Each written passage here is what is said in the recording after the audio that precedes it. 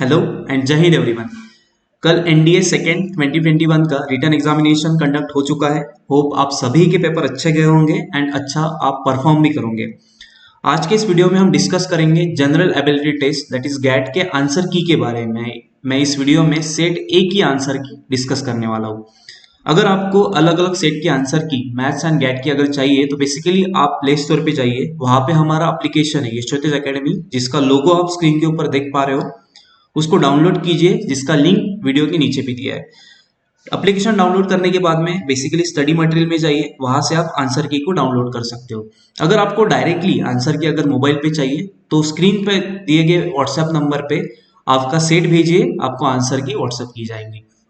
So let's start. Basically GAT का paper easy and moderate level में जाएगा। Basically कई क्वेश्चंस ऐसे होंगे जो इजी है, किसी सब्जेक्ट के क्वेश्चंस हार्ड आते हैं। So let's start from English. मेरा सेट ए है एंड अकॉर्डिंगली आपके सेट आप देख लीजिए।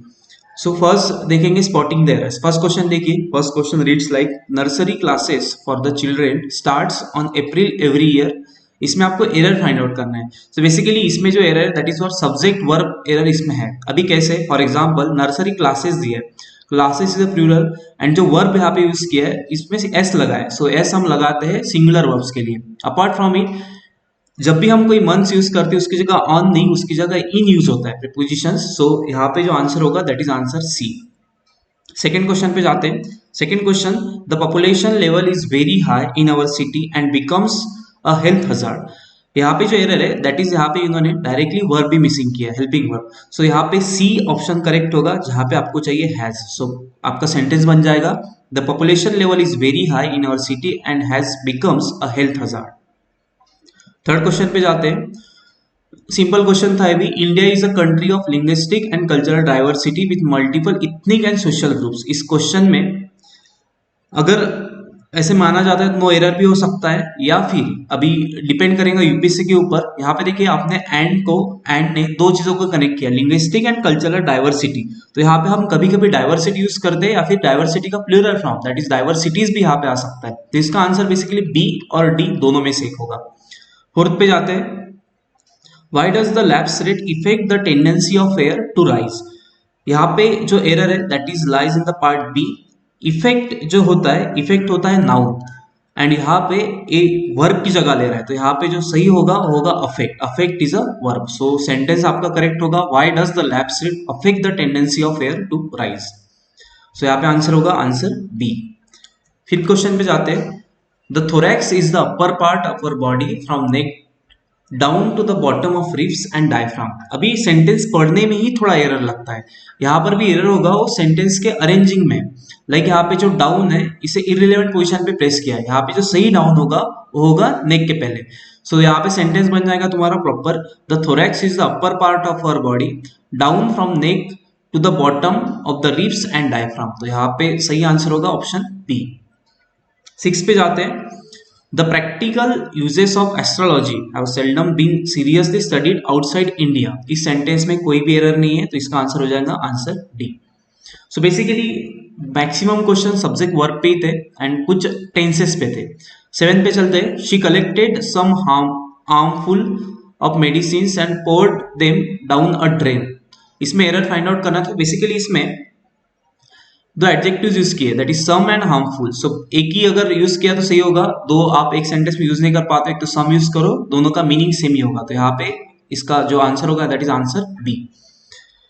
8 पे जाते हैं। In many countries the United Nations और other internationally organize peace keeping forces are trying to keep the peace. अभी फिर से ये भी सेंटेंस होगा सब्जेक्ट वर्ब एग्रीमेंट का एरर। इसमें यूनाइटेड नेशन एक सिंगुलर बॉडी है एंड सिंगुलर बॉडीज के लिए इन्होंने आर यूज किया है, हालांकि यहाँ पे चाहिए था इज। तो यहाँ पे इसका आंसर होगा आंसर सी 8 का। नेक्स्ट पे चलते हैं। 9th, early cities rely on food and water from the surrounding country side but today's cities often depend on distance sources. यहाँ पे बेसिकली दो पास्ट एंड फ्यूचर को कंपेयर किया है। जो फर्स्ट सेंटेंस है that is for the past tense, यानी past tense से था, और जो सेकंड है वो फ्यूचर में इसे कंपेयर किया है। सो यहाँ पे अगर हम पास्ट टेंस की बात कर रहे हैं तो रिलाई नहीं चाहिए, यहाँ पे रिलाइड चाहिए जो है कि पास्ट फॉर्म होता है। तो यहाँ पे इसका आंसर होगा आंसर ए। 10 क्वेश्चन पे जाते हैं। Climate change whether it is natural और human induce is stressful for people. इस क्वेश्चन में भी एरर हो सकता है, नहीं हो सकता है, बिकॉज यहाँ पे देखिए जो सी सेंटेंस है, स्ट्रेसफुल फॉर पीपल भी यूज होता है, स्ट्रेसफुल टू द पीपल भी यूज होता है, तो for and to maximum time में टू यूज होता है, तो इसमें देखना पड़ेगा। अपार्ट फ्रॉम इट जो फर्स्ट सेंटेंस है, climate change whether it is, climate change के लिए उन्होंने इट यूज किया है, दैट इज एक दूसरा उसका फॉर्म यूज किया है, तो बेसिकली दो ही जो होते हैं वो एक सेंटेंस में यूज नहीं हो सकते, दैट इज एक वर्ब, यहाँ पे एक नाउन भी यूज हो रहा है, उसका प्रोनाउन भी यूज हो रहा है, तो यहाँ पे ये भी गलत हो सकता है। सो देखते हैं इसका आंसर यूपीएससी क्या डिक्लेयर करता है, तो इसका आंसर ए और सी दोनों में से एक हो सकता है। ओके, चलो नेक्स्ट स्टेटमेंट इस पे जाते हैं, that is idioms and phrases. ये थोड़े मॉडरेट लेवल के थे, काफी इजी थे और काफी कई डिफिकल्ट थे। फर्स्ट देखते हैं वंस ओवर। वंस ओवर का मीनिंग होता है टू डू समथिंग क्विकली। मैं डायरेक्टली इसके आंसर्स बताता हूँ। बैग ऑफ बोन्स, यानी अगर एक पर्सन है जो एक ऐसा बोले थिन पर्सन, जिसे हम बोलते हैं हड्डियों, जिसमें सिर्फ हड्डियां ही दिखाई देती है, तो इसका आंसर हो जाएगा an extremely thin person. 13 muddy the waters. Muddy the waters यानी वाटर में अगर आपने मर्ड कर दिया जैसे, तो वाटर गंदा हो जाता है। तो बेसिकली इसका आंसर जो है, इसका जो फ्रेज होता है वो 13 का होगा D, to make the situation complicated, और ज्यादा सिचुएशन को खराब कर देना, उसके लिए इडियम्स यूज होता है। टू लेवल विथ, ये 14 वाला क्वेश्चन है। जैसे टू लेवल विथ यानी सारी चीजें दूसरे को बता देना, यानी बेसिकली किसी पर्सन के साथ में ऑनेस्ट रहना, तो इसका आंसर हो जाएगा answer A, to be honest. 15 देखिए, show your hand. So basically hand दिखाना है, इसका मीनिंग एज टू वैसे जैसे दिया है वैसे लेना नहीं पड़ेगा। Show your hand in the sense आपके फ्यूचर, पास्ट एंड जैसे प्रेजेंट में क्या प्लान्स है, सारे प्लान्स के बारे में डिस्कस करना। सो इसका आंसर होगा answer D, to tell people about your plans. ये जो मैंने पेपर लिया है, हमारा स्टूडेंट है, सो जो उसने टिक किए वो भी कुछ बहुत सारे उसके सही भी है, लेकिन जो मैं टिक कर रहा हूँ दैट इज आंसर्स होंगे आपके भी। ओके, 15-16 पे जाते हैं। टू पुल अप यानी बेसिकली किसी को रोकने का एक काम होगा, तो 16 का आंसर होगा टू चेक वन सेल्फ। रोकना in the sense check and balance वाला जो होता है, देखो सही है कि नहीं है, तो पुल अप के लिए यहाँ पे सही आंसर हो जाएगा टू चेक वन सेल्फ। 17 पे जाते हैं, बी आउट ऑफ ऑप्शन यानी बेसिकली खराब हो जाना या फिर जैसे बिगाड़ आ जाना, कुछ भी ऐसे बोल सकते हैं हम कि रुक गया काम, एक्शन से दूर चला गया। तो इसके लिए अगर आप देखोगे तो इसके लिए सही आंसर हो जाएगा option C, to become dysfunctional. 18 पे जाते हैं, learning from the school of hard knocks यानी बेसिकली अगर आपको कुछ डिफिकल्टीज आती है लाइफ में या फिर किसी भी चीज में, तो हम उससे कुछ चीजें सीखते हैं, इसका मीनिंग होता है। तो 18 का अगर आंसर आप देखोगे तो बेसिकली लास्ट वाला आंसर होगा इसका, learning things through difficult experiences. Next question पे जाते हैं 19 पे, रेज सम हैकल्स। ओके, यानी अगर आप किसी को एनॉय कर रहे हो, इरिटेट कर रहा है कोई बंदा, तो आप उसके लिए फ्रेज यूज करेंगे रेज सम हैकल्स। तो इसका आंसर होगा answer A, that is annoying. Man of letters बहुत ही इजी सवाल है एंड काफी बार आपने रिपीटेशन भी आए थे, अपने एग्जाम में भी आए थे, प्राची मैम ने भी शायद फ्रेजेस लिए थे पूरे के पूरे। तो इसका आंसर होगा a man of letters, a scholar in literature. Option B is the correct one. Next इस पे जाते हैं, that is ordering of sentence. ये भी बहुत इजी रहता है, बेसिकली इसमें सबसे फर्स्ट ऑब्जर्व करो सब्जेक्ट, बाद में वर्ब एंड ऑब्जेक्ट। ओके, ये सेंटेंस फ्रेमिंग में एक बेसिक चीज होता है सिंपल सेंटेंस का, वैसे ऑब्जर्व करते जाओ, इसके आंसर्स आते जाएंगे। मैं इसके आंसर्स भी आपको डायरेक्टली बताऊंगा। 21 आंसर होगा A, Q P R S, Q से स्टार्ट किए सेंटेंस को, the Gupta empire in India, and end होगा एस पे। 22 सेंटेंस है जिसका सही आंसर होगा सी, आप इसे पढ़ के देखिए, C S P R Q, that is there are many ways to restructure the transportation system so that it provides mobility to everyone and not just the affluent sections of society। 23 पे जाते हैं, same लगने में पढ़ने में difficult लगते हैं, लेकिन आप ऑप्शन से भी आंसर तक के जा सकते हो, या फिर बेसिकली सब्जेक्ट देखो कौन सा है, वर्ब देखो ना, उससे अरेंज कर लो वैसे, या फिर ऑप्शंस को रीड करो, अपने आप आंसर्स आते हैं। 23 का आंसर होगा option B, R P Q S. 24 पे जाते हैं, इजी था ये भी, option A P R Q S. 25 पे जाते हैं, 25 का ऑप्शन होगा option D, Q R P S. Even to someone, ये थोड़ा कंफ्यूजिंग था बहुत लोगों के लिए, हर सिंगिंग साउंडेड प्रिटी, जैसे इसने गलत कर दिया ये। ऑप्शन से जाइए, ऑप्शन से आपको आंसर्स आ जाएंगे। So Q P R S, that is even to someone with a teen year like mine, her singing sounded pretty melodious. Next question पे जाते हैं 26, इसका आंसर सही आंसर है B, Q R S P. 27 भी easy था, subject को ढूंढिए, आंसर आ जाता है, स्टार्ट उधर से कर लीजिए। A major characteristics of British rule in India, C R S S Q P. 28 पे जाते हैं, 28 का आंसर होगा ए, SQTR। सेंटेंस को ज्वाइन करिए, he doesn't look very intelligent but you can't जज a book by its cover. एक phrase भी यूज हुआ है, यू कांट जज a book by its cover. ये भी अगर आपने कंबाइन कर लिया तो इसका आंसर आ जाता है। लास्ट 2 क्वेश्चंस देखेंगे। 29th वाला, दैट इज आंसर ए, इसका RQPS। इसमें ऐसा रॉकेट साइंस कुछ भी नहीं है, ऑप्शन से आप डायरेक्टली इसके ऊपर चले जा सकते हैं। 30, that is answer C, RSQP। Next देखते हैं, that is synonyms. Synonyms antonyms 10-10 पूछे थे इन्होंने, और कंपेयर्ड अगर दोनों को कंपेयर किया तो एंटोनिम्स काफी इजी थे, सिनोनिम्स में कई 2-3 सवाल ऐसे डिफिकल्ट पूछे, बाकी मॉडरेट लेवल के थे। तो फर्स्ट देखते हैं, he is essentially a low bro person. Low bro यानी जैसे मान लो कि नॉट अ हाई इंटेलिजेंस वाला, बहुत ही ऐसे कुछ एक्स्ट्रा करिकुलर नहीं कर रहा है, नॉर्मल कॉमन मैन की तरह वो बिहेव करेगा। तो इसका आंसर होगा कोर्स, आप देख पाते हो। 32, हिज नॉस्टैल्जिक इज डीप, यानी बेसिकली प्रीवियस फीलिंग, पास्ट के बारे में सोचना, नॉस्टैल्जिक फीलिंग आना, तो इसका सही आंसर होगा लॉन्गिंग। 33 पे जाते हैं, हिज ट्रेंसी इज डेट्रीमेंटल। ट्रेंसी यानी होता है बेसिकली आप किसी पर्सन, यानी बेसिकली इसका मीनिंग होगा कि आप किसी इवेंट में अब्सेंट हो या फिर क्लास में अब्सेंट हो, ट्रेंसी का मीनिंग। तो इसका आंसर हो जाएगा अब्सेंटिज्म, 33 का। नेक्स्ट पे जाते हैं, ही इज मेलिफिशियंट पर्सन। मेलिफिशियंट यानी होता है क्रूएल, यानी थोड़ा गंदा वाला पर्सन है, तो इसका आंसर होगा जेनरस, फ्रेंडली तो हो ही नहीं सकता है, क्रिमिनल एक्सट्रीम हो जाएगा, तो आंसर आ जाएगा इसका बी, किनिंग। 35 पे जाते हैं, 35 का है, हिज सलमेटी इज सेलिब्रेटेड। इसका सही आंसर रहेगा डिग्निटी, इसका मीनिंग यही होता है, तो सिनोनिम्स हम फाइंड आउट करें तो आंसर होगा इसका डी। 36 पे जाते हैं, हिज बाउंटी इज लिमिटलेस। अभी एक थोड़ा डिफिकल्ट वर्ड था, इसके अलग अलग मीनिंग्स होते हैं। बाउंटी यानी ऐसे होता है कि कुछ किसी बंदे के साथ में गलत करना। ओके, अपार्ट फ्रॉम इट, अगर इसे लिटरेचर या फिर अलग इसमें देखे होंगे तो इसका सही आंसर आएगा बिनोवेलेंस। ओके, 37 पे जाते हैं, the Holocaust was experience by millions. ये होलोकॉस्ट वर्ड यूज होता है जब हम हिटलर के बारे में देखते हैं, हिटलर ने बहुत सारे डिस्ट्रक्शंस किए थे, मारना वगैरह, यानी विनाश जो होता है उसके लिए होलोकॉस्ट यूज होता है, तो उसका आंसर होगा डी, बी, डिस्ट्रक्शंस।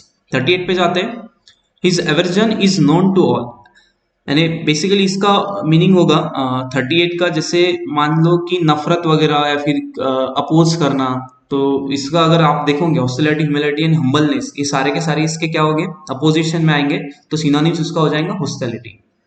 39 पे जाते हैं, 39 का मीनिंग है to be able to decipher something is wonderful, यानी अंडरस्टैंडिंग करना किसी चीज को, ओके, समझना। तो 39 का जो आंसर होगा एनकोड, उसे पहचानना, सॉरी डिकोड, एनकोड नहीं डिकोड, पार्डन मी, डिकोड इसका सही आंसर होगा। 40 पे जाते हैं, it is opportunate time to think about investment in real estate sector. अगर आपको सेंटेंस भी पता है, सेंटेंस से आप गेस कर पाते हो, डिफिकल्ट वो भी हो सकता है, ऑनररी एंड अनस्टेबल, तो इसका जो सिनोनिम्स आपको ढूंढना था, अपॉर्चुनिटी यानी मिलना, आपको अच्छा टाइम मिलना, ओके, सो इसका होगा अप्रोप्रिएट, इसका सही आंसर हो जाएगा। नेक्स्ट लास्ट क्वेश्चन बचे इंग्लिश के 10 क्वेश्चन जो हो गए एंटोनिम्स पे। एंटोनिम्स काफी इजी थे। फर्स्ट देखेंगे, his opinion in loaf sided. Loaf sided यानी अनइवन, यानी सही नहीं बोल रहा है, कभी हाँ कभी नहीं, यानी बेसिकली आपको यहाँ पे फाइंड आउट करना है अपोजिट इसमें, तो इसका सही होगा बैलेंस ओपिनियन, यानी भाई वो सही है उस चीज के लिए, he is confident about it. 42 देखते हैं, हिज वर्क इज प्रेजवर्दी। प्रेजवर्दी यानी हम किसी चीज को, जैसे मान लो कि अच्छा बोलना, अच्छा काम किया है, तो यहाँ पे अगर आप देखोगे तो इसमें हमें एंटोनिम्स फाइंड आउट करना था। कंडेनेबल यानी ऐसा होता है कि उसे तुम टोक रहे हो बेसिकली।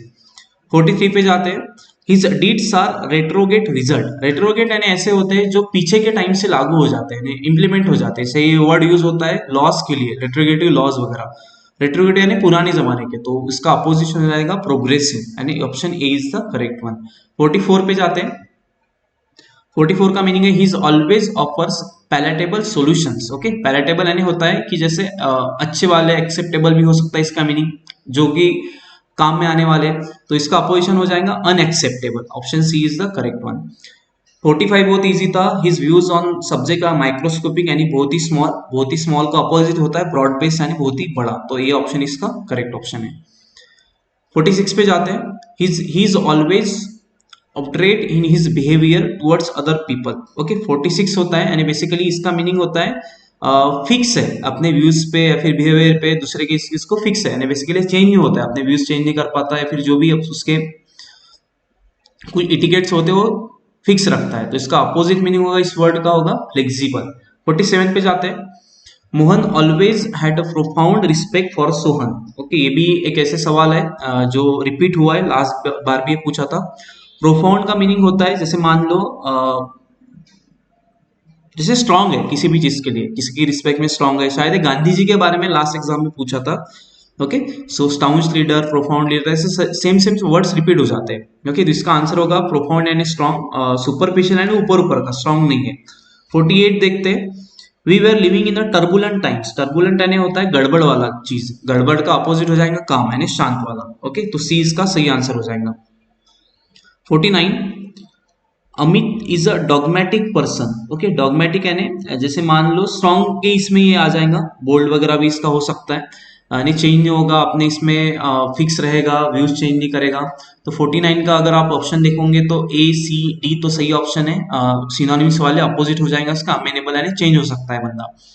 50 पे जाते हैं। 50 का होगा Sachin is a very fickle in his behaviour. Fickle यानी जैसे मान लो कि होता है ना, दो इधर भी जा रहा है उधर भी जा रहा है, नॉट अ फिक्स वन, तो इसका अपोजिट होगा स्टेबल। फिकल यानी चंचल जिसे हम बोलते हैं, इसका अपोजिट होगा स्टेबल। सो यहाँ तक हमने देखा इंग्लिश, जिसमें स्पॉटिंग द एरर्स 10 थे, 5 टॉपिक्स पूछे थे। स्पॉटिंग द एरर्स था, ordering of sentences, medium phrases, synonyms and antonyms, basically moderate level का था इंग्लिश। सिनोनिम्स थोड़े टफ थे, स्पॉटिंग द एरर्स में 5 टफ थे, बाकी इजी थे, बाकी सारे के सारे इजी सवाल पूछे थे। सो फिर से एक बार, अगर आपको सेट्स के आंसर के अलग अलग चाहिए तो आप basically mobile number and app से ये पा सकते हो। Let's start for the part B, ये थोड़ा एक्सप्लेनेटरी हो जाएगा। फर्स्ट क्वेश्चन है ज्योग्राफी से। ज्योग्राफी फिजिक्स मॉडरेट लेवल के थे, जो एक सब जैसे मान लो पॉलिटी एंड हिस्ट्री, ये थोड़े टफ पूछे थे, बहुत बार डीप गए थे, थोड़ा नॉलेज चेक किया था, लेकिन बाकी इजी था पूरा। सो फर्स्ट क्वेश्चन है, विच one of the following, which one of the among the planets is the largest in size. तो जैसे कि हमें पता है एक प्लैनेट्स जो थे, 8 प्लैनेट्स है, my very English mother just show us 9 planet. Pluto is not the planet, डॉ प्लैनेट कहा जाता है। तो जो नीचे वाले Jupiter, Saturn, Uranus and Neptune, यहाँ से इनका साइज बढ़ते बढ़ते जाता है। ओके, जुपिटर सबसे बड़ा है, लेकिन ऑप्शन इन्होंने पूछे थे इनर प्लैनेट्स के बारे में। इनर प्लैनेट्स के सारे सारे ऑप्शंस थे, तो मैंने ट्रिक बताया था, ईवीएम, इलेक्ट्रॉनिक वोटिंग मशीन, और बाद में था एम। तो अर्थ सबसे बड़ा आता है, बाद में वीनस, उसके बाद में आता है मार्स, सबसे लास्ट में आता है मर्क्यूरी। तो इसका आंसर होगा आंसर ए, अर्थ। नेक्स्ट सवाल जो अपने क्लासरूम टेस्ट से आया था, जब भी मैंने भी पढ़ाया आपको ज्योग्राफी में, मुंबई पोर्ट्स ये उनके फीचर पूछे, तो एक दो भी अगर आपको आते हैं तो डायरेक्टली इसका आंसर आता है। सो बेसिकली मैं हर बार बोलता हूँ, अगर आप अपने नॉलेज को कैसे अप्लाई करते हो, क्वेश्चन को मत देखो, नॉलेज क्या है, नॉलेज को अप्लाई करना सीख लो, अपने आप आंसर आते हैं। So first Mumbai, second Visakhapatnam है, मुझे फिक्स पता है, it is a landlock port. Chennai पता है मुझे, चेन्नई ईस्टर्न साइड पे आता है, तो ऑब्वियस बात है मुंबई और वेस्टर्न साइड, तो फोर्थ ऑप्शन और ए था, कुछ ए नहीं होगा, रिलेशन नहीं बनेगा, तो सी का 4। कोची को कहा जाता है queen of Arabian sea, and Mumbai is the biggest port of India. तो इसका आंसर हो जाएगा 52 का बी, 2 3 4 1। 53 देखते हैं, लेक के बारे में पूछा था, क्रेटर लेक। क्रेटर लेक यानी जो भी लेक फॉर्म होते हैं, जैसे मानो उल्का के गिरने से, लाइक जो मिटियोर्स होते, अगर वो जमीन पे गिर गया तो उसके एक लेक फॉर्म होता है। इंडिया में से एक लेक है लोनार लेक, जो कि महाराष्ट्र में, तो इसका आंसर हो जाएगा 53 का ए। नेक्स्ट क्वेश्चन पे जाते हैं 54 पे, ये भी ज्योग्राफी का क्वेश्चन था, फिजिकल ज्योग्राफी से पूछा था। फाइन ग्रेन बेड ऑफ इपिफाना lake in the desert is known as. कैसे होता है, डेजर्ट में जब भी बारिश होता है तो वहां पे एक जैसे मान लो एक स्मॉल लेक फॉर्म हो जाता है, तब उसमें पानी रहता है, लेकिन जब तुम समर में जाते हो तो पानी चला जाता है, तो वहां पे एक नया वाला लैंडफॉर्म क्रिएट हो जाता है। तो ऐसे जो लैंडफॉर्म होता है, क्रिएट होता है, इसे कहते हैं प्लायास। ओके, इस लेक को कहा जाता है Playa lake in the summer, और रेनी सीजन में उसमें बारिश हो जाता है, पानी भर जाता है। 55, ये भी ग्राउंड वाटर के बारे में कॉमन सेंस वाला सवाल था, अगर आपने दिमाग लगाया तो इसका आंसर आता है। तो बेसिकली वर्ड्स को भी अंडरलाइन करते जाइए एग्जाम में, अपने आप उसके आंसर आप बेसिकली आंसर तक के पहुंच पाते हो। सो यहाँ पे पूछा था, which one of the following does not affect the distribution of ground water. Ground water यानी ऐसे वाटर जो ग्राउंड के नीचे रहता है। So first, amount of precipitation possible है, बिकॉज अगर पानी गिरेगा ही नहीं तो नीचे कैसे जाएगा, तो प्रेसिपिटेशन आने होता है, रेनफॉल होगा। ओके, रेट ऑफ इवेपोरेशन, ये सोचेंगे। Ability of ground surface to allow water to infiltrate into the ground water system. सही बात भी है। अगर आपने बेसिक चीज है, यहाँ पे अगर क्ले है तो क्ले से पानी नीचे चला जाएगा सीधा सीधा, लेकिन यहाँ पे अगर कंक्रीट है तो कंक्रीट से पानी नीचे नहीं जाता है, हॉरिजॉन्टल फ्लो होता है। क्ले से पानी वर्टिकल नीचे जा सकता है ग्राउंड में, तो पॉसिबल है ये भी। लास्ट डिस्टेंस फ्रॉम द सी, ये भी पॉसिबल है। आप देखते हो अगर कोई भी वाटर बॉडी के पास में अगर साइड में पानी ग्राउंड वाटर अच्छा रहता है, अगर रिवर बह रही है या फिर सी है तो सी के आजू बाजू वाले एरिया जो रहते हैं हरे भरे रहते हैं। क्यों रहते हैं? बिकॉज ग्राउंड वाटर वहां पे जल्दी मिल जाता है। और इसका फिर से बी ऑप्शन हो सकता है सही है, लेकिन तीनों में से सबसे गलत बी ऑप्शन है। तो यहाँ पे आंसर होगा B, because rate of evaporation अगर आप खुला वाटर रखते हो तो उस पर डिपेंड करता है। ग्राउंड वाटर नीचे होता है, उसमें भी इवेपोरेशन होगा अगर हीटेड वाटर रहेगा, लेकिन अगर हम जनरलाइज कंडीशन में बी ऑप्शन को यहाँ पे बोल सकते it is not correct one. Okay, 56 पे जाते हैं। 56 from the Indian polity. The Constitution 35th Amendment Act of 1974 is related to which one of the following state? यानी एक दो ऐसे स्टेट थे इंडिया में 1947 के बाद भी ऐड हुए, तो इसका सही आंसर है बी, सिक्किम, जो 1974 में एक अमेंडमेंट से इंडिया में ऐड हो चुका था। Next question from polity, conceptual question था, not a factual one. Which one of the following best describes the electoral system of India? यानी बेसिकली इसका आंसर है first pass the post system. जिसको भी ज्यादा वोट मिलेंगे वो जीत जाएगा। ऐसे कुछ नहीं है कि suppose for example A B C थी कैंटीन कैंडिडेट्स है, 100 वोट मिलना है इनको, इसको 33 है, इसको सपोज मान लो 36 है और बचे हुए इसको एक भी वोट अगर पास ज्यादा मिलता है तो बी विन हो जाएगा। हालांकि इसको 30 लोगों ने ही चुना है, लेकिन इंडिया का इलेक्टोरल सिस्टम ही ऐसे first pass the post system, line को क्रॉस जो पहले करेगा वो जीत जाएगा। ओके, सो 57 का होगा answer A. Which one of the following is non-justiciable rights? अभी ये भी पॉलिटी से देखो, दो टाइप के राइट्स हैं इंडियन पॉलिटी में। एक होते हैं जस्टिसेबल यानी उनको अगर ब्रेक किया तो आप कोर्ट में जा सकते हो। एक होते हैं नॉन जस्टिसेबल। जस्टिसेबल राइट्स होते हैं अपने फंडामेंटल राइट्स, जो स्टार्ट होते हैं फ्रॉम 12 टू 32, 14 से 32 आर्टिकल में जो भी राइट्स है that is fundamental rights, all are justiciable. इसके अलावा जो भी आर्टिकल है इंडियन कॉन्स्टिट्यूशन में, लाइक डीपीएसपीस होगा, अपने फंडामेंटल ड्यूटीज है, एंड जो भी पार्लियामेंट से रिलेटेड आर्टिकल सारे के सारे नॉन जस्टिसेबल, यानी इनके खिलाफ अगर ये आपके ब्रेक हो गए तो आप कोर्ट में नहीं जा सकते हो। लेकिन अगर आपका एक भी फंडामेंटल राइट अगर ब्रीच हो गया, ब्रेक हो गया, तो आप कोर्ट में जा सकते हो। उसी को कहते हैं हम जस्टिसेबल है राइट्स वगैरह सारे। यहाँ पे आंसर अगर आप देखोगे तो बेसिकली राइट अगेन एक्सप्लॉयटेशन, इसमें घुमा फिरा के सवाल पूछा था, इसमें आपको सिर्फ फाइंड आउट कर दे फंडामेंटल राइट्स कौन से नहीं है। अगर वो राइट फंडामेंटल राइट नहीं होगा तो it becomes a non justiciable rights. तो फर्स्ट है right to adequate livelihood, it is a DPSP में आता है, तो पहला ही ऑप्शन ये सही हो जाएगा। मैं नीचे वाले ऑप्शन भी डिस्कस कर लेता हूँ।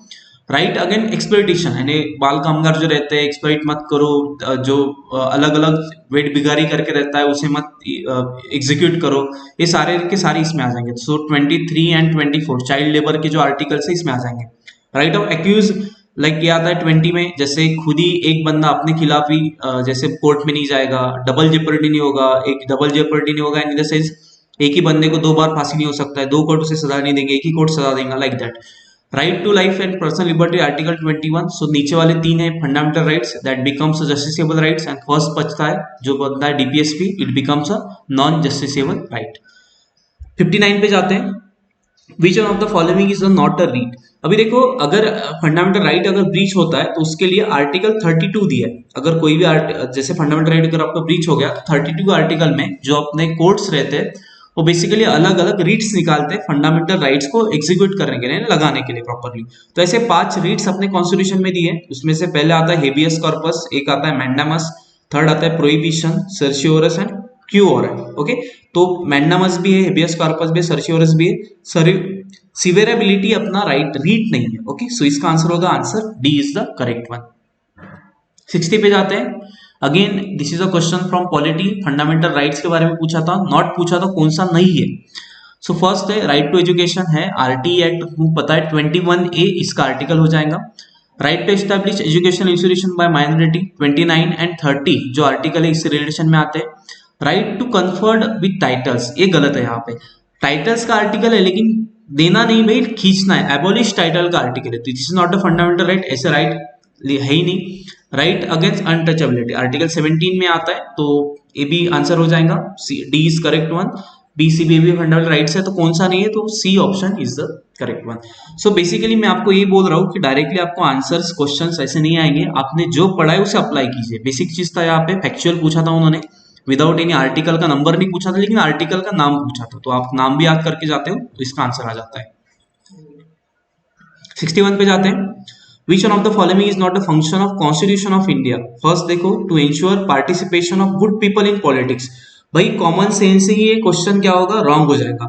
ऐसा कहीं देखा है क्या तुमने कि सही वाले बंदे जा रहे हैं? तुम भी देखते हो, अगर न्यूज़पेपर पढ़ते हो तो ऐसे बंदे होते हैं जिसमें 30 खून किए, बलात्कार के केसेस होते हैं, खंडनी के रहता है, जैसे मान लो एक्सटॉर्शन के केसेस होते हैं, वो भी लोग बंदे क्या करते हैं वहां पे चुन के जाते हैं। तो ऐसा कोई भी नहीं है, होना चाहिए, ऐसा मुझे भी लगता है होना चाहिए ऐसे। तो कॉन्स्टिट्यूशन ऑफ इंडिया में ऐसा कोई भी आर्टिकल नहीं है जो इंश्योर करता है पार्टिसिपेशन ऑफ गुड पीपल को। ओके, तो ये गलत आंसर होगा, तो इसका answer A is the correct one.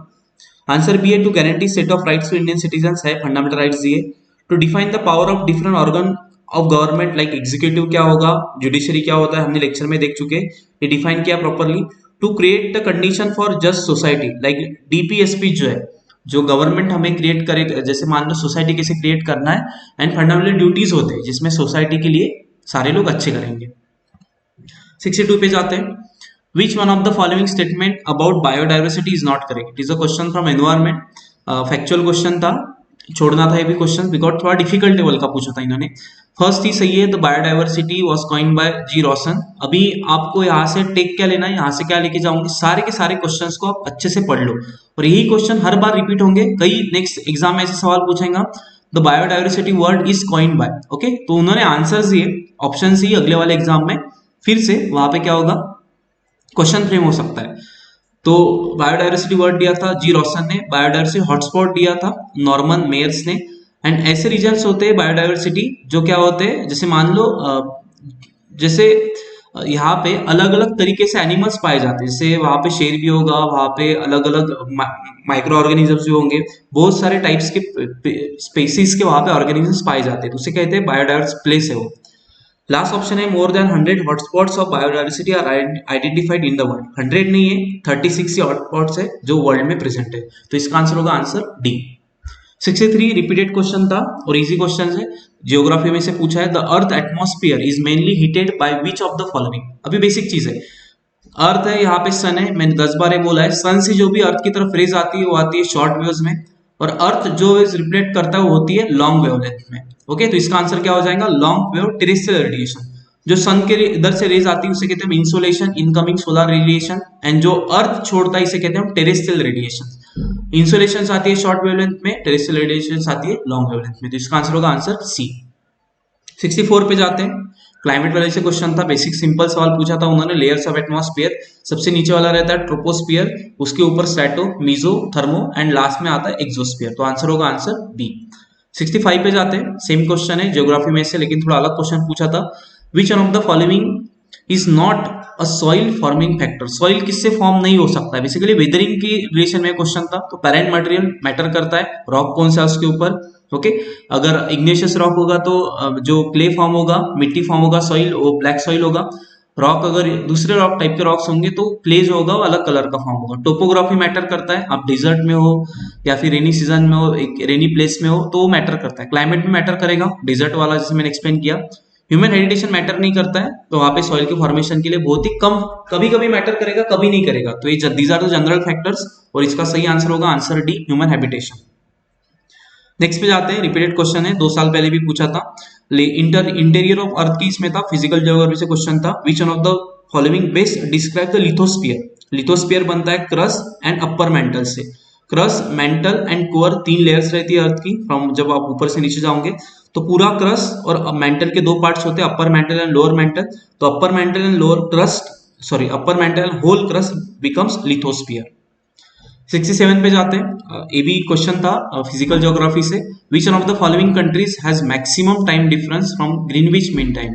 Okay, GMT से आईएसटी, जो हमें पता है आईएसटी आता है 5:30 पे, आगे टाइम रहता है, तो देख लीजिए इंडिया के जो, सपोज मान लो यहाँ पे इंडिया है, यहाँ पे अलग अलग कंट्रीज उन्होंने दिए, सपोज मान लो नेपाल दिया है, भूटान दिया है, तो नेपाल और भूटान में कंपेयर किया तो नेपाल वैसे ही कट हो जाएगा, भूटान का क्या होगा, थोड़ा ग्रीनविच से टाइम ज्यादा होगा। कंफ्यूजन हो सकता है श्रीलंका में, इंडिया तो नहीं है, इंडिया के कंपैरिजन में दिया बिकॉज इंडिया से सारी कंट्रीज क्या है आईएसटी, सपोज यहाँ से अगर आईएसटी पास हो रहा है तो यहाँ पे नेपाल है, यहाँ पे श्रीलंका है, यहाँ पे भूटान है। ओके, तो अगर तुम देखोगे इसके वाइज लैटिट्यूड वाइज तो बेसिकली नेपाल सबसे सॉरी भूटान सबसे दूर है, तो इसका आंसर होगा डी भूटान। नेक्स्ट क्वेश्चन पे जाते हैं 68 पे। विच one of the following is not a feature of constitution of India? Constitution of India का फीचर कौन सा नहीं था? देखो पॉलिटी के सारे सवाल जो थे वो कंसेप्चुअल थे, ओके, फैक्चुअल नहीं थे। सो अगर आपने पॉलिटी पूरा पढ़ा है, लक्ष्मीकांत पढ़ा है आपने प्रॉपर्ली, तो आप आंसर दे पाओगे। ऊपर ऊपर से पॉलिटी पढ़ने से आंसर नहीं आने वाले थे। ओके, फर्स्ट देखो ऑप्शन क्या है, it provide sets of basic rules, yes है। फंडामेंटल राइट्स बेसिक रूल्स ही अपने, फंडामेंटल ड्यूटीज जो भी है, या फिर फंडामेंटल ड्यूटीज में हमें क्या करना है क्या नहीं करना है। भी ऑप्शन देखते हैं, it specifies the power of the government, सही है। स्टेट गवर्नमेंट सेंट्रल गवर्नमेंट की क्या पावर्स होती है, कौन किस में वर्कआउट करेगा, प्रेसिडेंट की क्या पावर्स होती है, सारे की सारी इसमें डिस्कस किए गए। It is a supreme law of land, India का सबसे ऊपर प्राइम मिनिस्टर नहीं है, प्रेसिडेंट नहीं है, सबसे ऊपर आता है कॉन्स्टिट्यूशन ऑफ इंडिया, ओके, जो बाइबल कहा जाता है। D, it specifies as supremacy of the judiciary, India में कोई भी ऊपर नहीं, इंडिया में हमेशा चेक एंड बैलेंस वाला सिस्टम चलता है। जुडिशियरी जो होता है, पार्लियामेंट होता है, ये क्या करते हैं, एक दूसरे को चेक एंड बैलेंस करते हैं। जज ऊपर नहीं होते, जज के ऊपर पॉलिटिशियंस नहीं होते, दोनों भी क्या होते हैं, सेम लेवल के होते हैं। तो यहाँ पे सेंटेंस हो जाएगा रॉन्ग, सुप्रीम नहीं है जुडिशियरी, कोई भी इंडिया में सुप्रीम नहीं, इंडिया में सुप्रीम सिर्फ और सिर्फ क्या है, कॉन्स्टिट्यूशन ऑफ इंडिया। तो अगर आपने सिंपली सवाल भी पढ़ा है, कॉमन सेंस भी आप इसे लगा सकते हो, ओके, आंसर तक के जा सकते हो। Next thing, which one of the following statement about the attorney general is not correct? attorney general that is AGI, highest law officer of India कहा जाता है। तो ये भी सवाल मैंने लेक्चर में लिया था।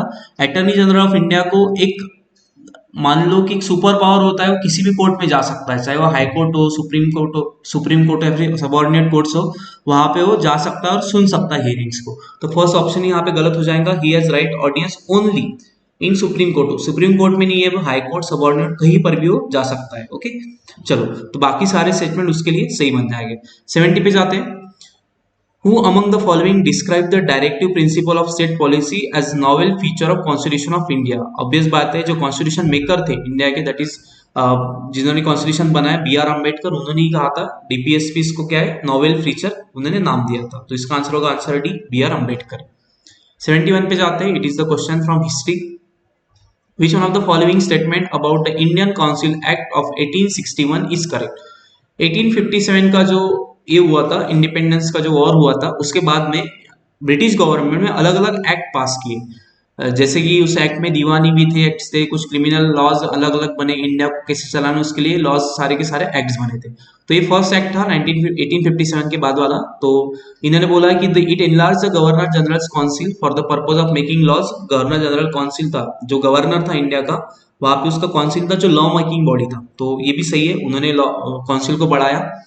सेकेंड है, the governor general was not authorise to increase the number of members. नहीं, ये गलत चीज है, गवर्नर जनरल को ही काउंसिल में कौन से मेंबर लाने हैं, किसको काउंसिल में कितने बढ़ाना है, कितने कम करने हैं, वो अथॉरिटी था। तो इसका सही आंसर हो जाएगा, करेक्ट पूछा था तो ऑप्शन ए 113। 72 पे जाते हैं। 72 था, which one of the following statement about the तत्व बोधिनी पत्रिका is correct? So basically Tattvabodhini पत्रिका एक तत्व प्रबोधनी सभा था, उसका एक जनरल था, बंगाली ये था, न्यूज़पेपर था एक, देवेंद्रनाथ टैगोर ने ये स्टार्ट किया था, और बेसिकली बंगाल में था, इसीलिए बंगाली में लैंग्वेज में था। और इंडिया का जो पास था, स्टडी ऑफ पास था, ये थोड़ा ये पब्लिश करते थे इस पेपर में। ओके, तो आंसर इसका हो जाएगा ये भी याद रखना है तुम्हें कि नेक्स्ट इसमें भी सवाल आ सकता है कि तत्व प्रबोधिनी सभा किसने स्टैब्लिश किया था, बंगाल में था, स्टैब्लिश किया था देवेंद्रनाथ टैगोर ने। नेक्स्ट क्वेश्चन पे जाते हैं। ये क्वेश्चन बहुत ही बाउंसर था। First, in which one of the following years did the British demarcate a large area of land as a Damin Ikoh for settling of Santhals? Okay, Santhals rebellion हुआ था 1857 के पहले। उस टाइम में संथालास के रिबेलियन को रोकने के लिए ब्रिटिशों ने एक लार्ज लैंड उनको डेडिकेट किया था। ये हुआ था 1832 में, 1857 के पहले। अगर आपने टैगलाइन भी याद किया तभी भी याद हो जाता है, पूरा फैक्चुअल नीड नहीं याद रखने का। लास्ट 74 बहुत ही सिंपल क्वेश्चन था, ज्योग्राफी से पूछा था। The tropic of cancer does not pass through which of the following states? इसका सिंपल चीज जिसे बंदे ने लिखा है, गरम चीज बदतमीज। ये मैंने आपको बताया था, गरम चीज बदतमीज, यानी जी से आता है गुजरात, आर से आता है राजस्थान, म से मध्य प्रदेश, ची से छत्तीसगढ़, झारखंड, बंगाल, बदतमीज, मिजोरम एंड त्रिपुरा, त से त्रिपुरा। सो पढ़ लो एक बार कौन से आते हैं, गुजरात, झारखंड सभी है। मणिपुर इज द, यहाँ पे नहीं है, ट्रॉपिक ऑफ कैंसर नहीं जाता है, तो अपना सही आंसर हो जाएगा मणिपुर। ट्रिक्स एंड इससे ही बहुत सारा पेपर सॉल्व हो जाता है। नेक्स्ट देखो, which one of the following pairs of crop and products is correctly match. Okay, food crop ragi, जिसे हम खाते हैं, जैसे ग्रेन की तरह ये होता है, चावल की तरह रागी, जिससे चपाती भी बनती है, तो ये सही है, फूड क्रॉप है। कैश क्रॉप ऐसे क्रॉप्स होते हैं जो हमें ज्यादा पैसा देते हैं कंपैरेटिवली फूड क्रॉप से। तो जूट जो एक कपास की तरह होता है, बंगाल में प्रोडक्शन ज्यादा होता है, it is also correct one, cash crop. Plantation crop coconut, जैसे मान लो इनके सीड नहीं होते, आपको इनके ट्रीज लगाने पड़ते थे, कोकोनट इज सही वन, ये भी सही आंसर होगा।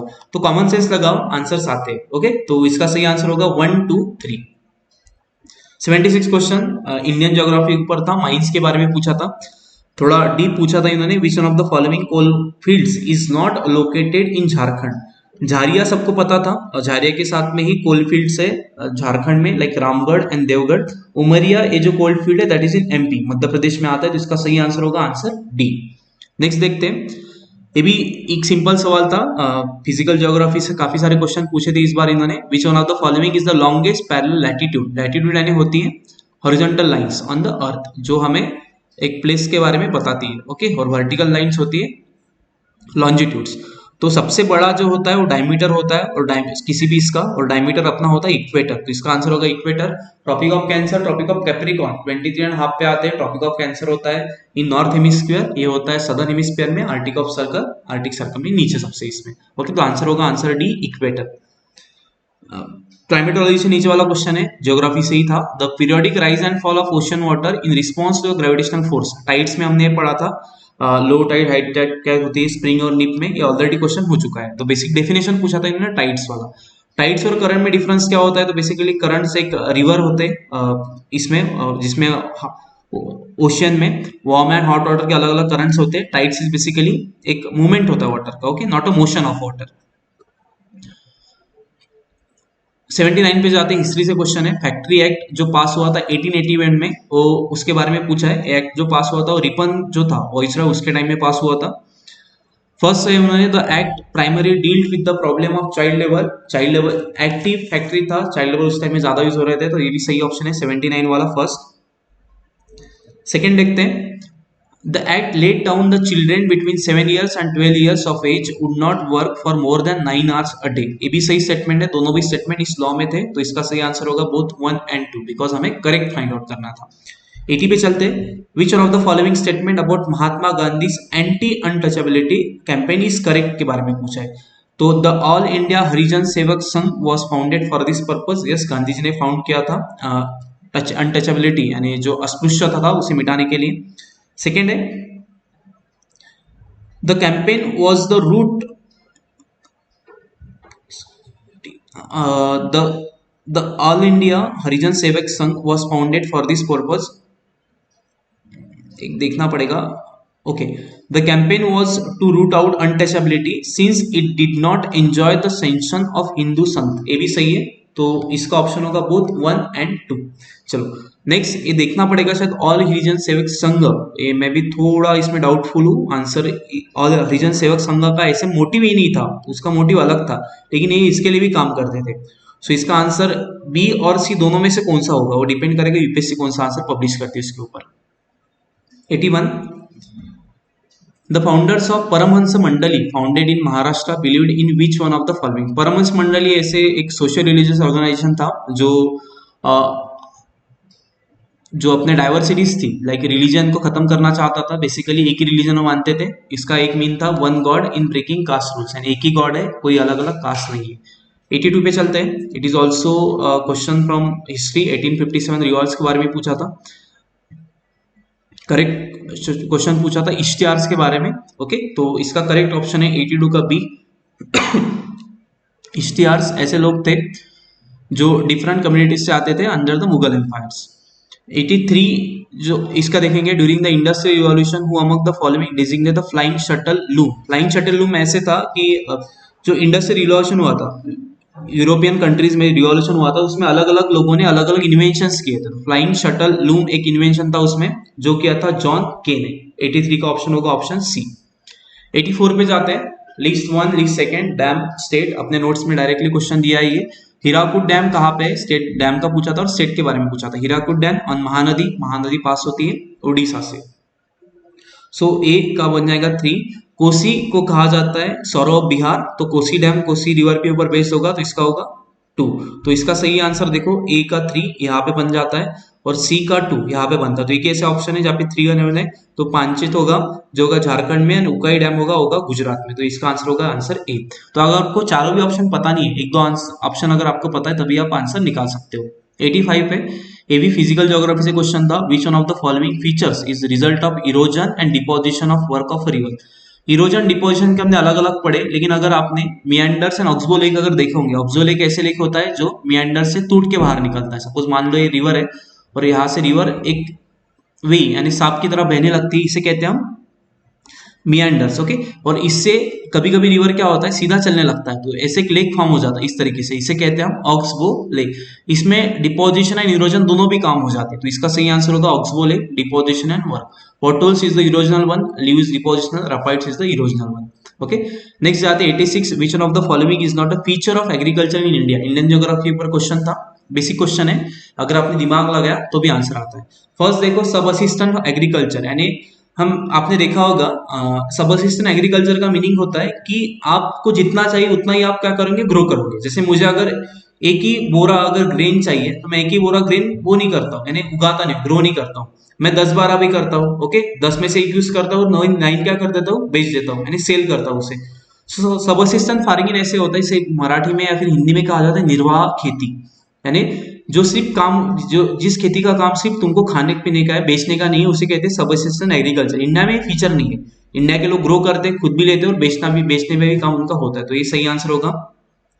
Pressure of population on agriculture सही है, एक की आप देख पाते हो नॉर्मल, इसमें एग्रीकल्चर की लैंड कम है, पॉपुलेशन बहुत ज्यादा है। डिपेंडेंस अपॉन मानसून, ये भी सही है, मानसून के ऊपर पूरा एग्रीकल्चर डिपेंड करता है, अच्छा हुआ मानसून तो एग्री में अच्छा फसल आता है, नहीं तो नहीं होता है। प्रीडोमिनेंस ऑफ कैश क्रॉप, ये भी सही हो रहा है, बिकॉज हर लोगों को पैसा चाहिए तो कैश क्रॉप ही प्रोड्यूस करते हैं। लाइक आप देखोगे जो फ्रूट्स वाले क्रॉप्स होते हैं या फिर जो कॉटन वाला क्रॉप्स होता है उसे हम कैश क्रॉप्स कहते हैं, जो हमें ज्यादा पैसे दे सकते हैं। 87 पे जाते हैं, ये फैक्चुअल क्वेश्चन था। एक national life stock mission, government का एक मिशन था उसमें, जिसमें अलग अलग सबमिशंस थे, तो सारे मिशन इसमें थे, लेकिन जो पिक डेवलपमेंट का मिशन था it is in the north eastern region, north western में नहीं था। काफी डीप क्वेश्चन था, छोड़ना था ये, इतने डीप क्वेश्चन तुक्के लग के आ सकते हैं। तो peak development in north western नहीं था, नॉर्थ ईस्टर्न साइड में था। ओके, तो आपको एक तो ये भी पता होना चाहिए, नेशनल लाइफ स्टॉक मिशन, उसके सबमिशन एंड उसके एरियाज भी पता होने चाहिए थे। ओके, तो इसका आंसर होगा आंसर बी। 88 वाला, who among the following wrote the famous text a discourse on a political economy। 88 वाला क्वेश्चन है, इसका आंसर है सी, रूसो ने लिखा था, वर्ल्ड हिस्ट्री से क्वेश्चन था। 89 पे चलते हैं। 89 is also question from modern history, Karachi session का क्वेश्चन था। एक रिजोल्यूशन पास किया था कराची सेशन में, जिसे जो fundamental rights and economic policy को रिलेशन में कुछ तो भी था। 89 का क्वेश्चन है, उसमें जो रिजोल्यूशन था उसके ऊपर क्वेश्चन दिया है। इट वाज फर्स्ट दिया है, it was oppose by Ambarlal Sarabhai. Second है, it is 20 points included demands for civil liberties and adult suffrage. इसका सही अपोज तो नहीं किया था इन्होंने सपोर्ट किया था, तो फर्स्ट रॉन्ग हो जाएगा। और 20 पॉइंट्स भी इसे कहा जाता है इस रिजोल्यूशन को। तो 89 का जो सही आंसर होगा बी, 2 ओनली इज करेक्ट। 90 पे जाते हैं। Which one of the following statement about the law commission headed by Lord Macaulay is correct. Law commission जो एस्टेब्लिश किया था लॉर्ड मैकाले ने, उसके ऊपर एक कौन सा था स्टेटमेंट दिए। It attempted to codify the laws, ये भी सही है, कोडिफाई करना in the sense Muslim law Hindu laws को प्रॉपर्ली डिकोड करना, एक जगह पे लिखना, बिकॉज ओरली सारे लॉज थे, उसे कोडिफाई करना। Second statement, it was oppose to uniform system of courts. Okay, ये नहीं था, ये जैसे मान लो ये सपोर्ट करता था यूनिफॉर्म सिस्टम ऑफ कोर्ट्स को, तो ये ऑप्शन भी क्या हो जाएगा, रॉन्ग। तो इसका सही आंसर हो जाएगा ऑप्शन बी। नेक्स्ट क्वेश्चन पे जाते हैं, 91 पे। करंट अफेयर्स के क्वेश्चन यहाँ से स्टार्ट हो जाते हैं। डिंको सिंह एशियन गेम्स में गोल्ड जीता था इन्होंने, जो रिसेंटली इनका देहांत हो चुका था, और उनके बारे में पूछा है किस गेम से रिलेशन में था, तो इन्होंने जो गोल्ड जीता वो जीता था बॉक्सिंग में। Next, who among the following is the lone Indian cricketer included in the ICC hall of fame special induction to mark the inaugural ICC world test championship final. Championship final के बारे में ऐसा लगता था question आएगा, लेकिन ये भी क्वेश्चन डीप था। चैंपियनशिप फाइनल था इंडिया और न्यूजीलैंड के बीच में, न्यूजीलैंड उसमें ओन हुआ, लेकिन इन्होंने कुछ अलग तरह से क्वेश्चन पूछा आईसीसी हॉल ऑफ फेम के बारे में। इसका सही आंसर था विनू मैनकैंड, ओके, जो एक इंडियन क्रिकेट प्लेयर है। 93 पे चलते हैं। Which one of the following nation is not a permanent member of G7? Recently G7 का मीटिंग हुआ था। ऑब्जर्व करोगे तो सारे current affairs June and July months के थे, दोनों मंथ से ही करंट अफेयर पूछे थे।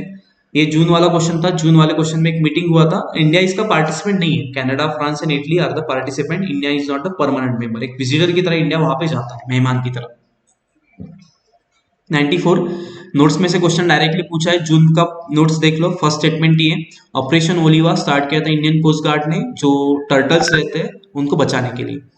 95 पे चलते हैं। Who among the following is the winner of French open? ये भी जून मंथ से क्वेश्चन था, नोट से डायरेक्टली क्वेश्चन है अपने। नोवाक ने ये फ्रेंच ओपन जीता था 2021 को। 96 पे चलते हैं। Economics Rebecca Greenspan, who recently become the first woman to appoint as the head of United Nations Conference on Trade and Development hails from? तो ये भी इंटरनेशनल करंट अफेयर्स पे क्वेश्चन था 96 वाला, जिसका आंसर है कोस्टा रिका से जुड़ती है। 97 पे चलते हैं।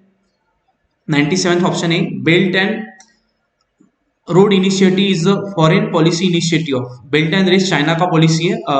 ये स्टैटिक जीके का क्वेश्चन था, not a current affairs question. बहुत साल 3-4 साल 2017 में पॉलिसीज आया था उन्होंने, तो अभी क्वेश्चन लेकिन उन्होंने अभी पूछा है। 98 पे चलते हैं। इंटरनेशनल योगा डे 21 जून को होता है, जिसका थीम था योगा फॉर वेलबींग। 98 का ऑप्शन है ऑप्शन सी। 99 देखते हैं। Kenneth Kaunda who died recently at the age of 97, former president of. ऐसे क्वेश्चंस देखो आप करना चाहोगे तो कर सकते, बिकॉज इंटरनेशनल करंट अफेयर्स पे क्वेश्चन था, जिसका सही आंसर है 19 का C, Zambia. Last important question है, लेकिन ये भी क्वेश्चन डीप पूछा था उन्होंने। हर बार उन्होंने एक्सरसाइज के नाम पूछे, यहाँ पे एक्सरसाइज को उन्होंने प्लेस पूछा है, कहाँ पे प्लेस हुआ था। तो फर्स्ट एक्सरसाइज हुआ था Indian navy and European union के बीच में, इनोर एक्सरसाइज, जो हुआ था गल्फ ऑफ एडन में, जो है यूरोप में। ओके, 100 का आता है 100 बी। तो यहाँ पे हमने फिर से 50 क्वेश्चन कंप्लीट कर लिए। नेक्स्ट 50 क्वेश्चन कंप्लीट करने से पहले अगर आपको set A B C D के अगर आंसर की चाहिए तो ऐप डाउनलोड कीजिए, वहां पर आपको आंसर की मिल सकता है। अपार्ट फ्रॉम इट, दिए गए व्हाट्सएप नंबर पे आप आंसर की आपका सेट भेजिए, आपको आंसर की मिल जाएगी। चलो 101 केमिस्ट्री से क्वेश्चन है। केमिस्ट्री काफी इजी पूछा था एंड डायरेक्टली रिपीटेड क्वेश्चन थे बहुत सारे। PH value of milk of magnesia is approximately कितना रहता है? तो सी 10 के इसमें इसका पीएच रहता है। Which one of the following compounds is used in black and white photography? अभी ये भी क्वेश्चन थोड़ा डाउटफुल है, बिकॉज इसमें दोनों भी ऑप्शन करेंगे, AgBrB, AgClB, लेकिन मैक्सिमम टाइम हम AgCl यूज करते हैं, तो इसका ऑप्शन शायद सी भी हो सकता है, इसलिए मैंने अपने आंसर की में इसका ऑप्शन सी डाला है। ऑप्शन सी, अजय सर ने आंसर की प्रिपेयर किया केमिस्ट्री का। ऑप्शन सी देखते हैं। 103 What is the number of water molecules present in the ferrous sulfate crystal? Repeated question था, लास्ट ईयर साल भी पूछा था, तो 7 नंबर ऑफ वाटर मॉलिक्यूल्स में प्रेजेंट रहते हैं। 104 पे चलते हैं। What is the color of precipitate obtained by passing CO2 gas through lime water? तो जो कलर हमें मिलता है प्रेसिपिटेशन का, वो मिलता है व्हाइट कलर, तो option C is the correct one. 105 Which one of the following pairs of element is liquid at room temperature? Elements पूछा था, और एलिमेंट्स कौन से पूछे थे? लिक्विड फॉर्म में कौन से? तो मर्क्यूरी एंड ब्रोमीन। ये भी ऐसे कहते हैं एवरग्रीन क्वेश्चन, जो हर एग्जाम में हर बार पूछे जाते हैं। 106 पे चलते हैं। Which one of the following methods can be used to separate the anthracene from a mixture of salt and anthracene? अलग अलग सेपरेशन की मेथड्स हम यूज करते हैं, इसमें सारी की सारी मेथड्स आती है। यहाँ पे जो मेथड्स यूज होने वाले हैं दैट इज सब्लिमेशन, जो जिससे हम दोनों को सेपरेट कर पाएंगे।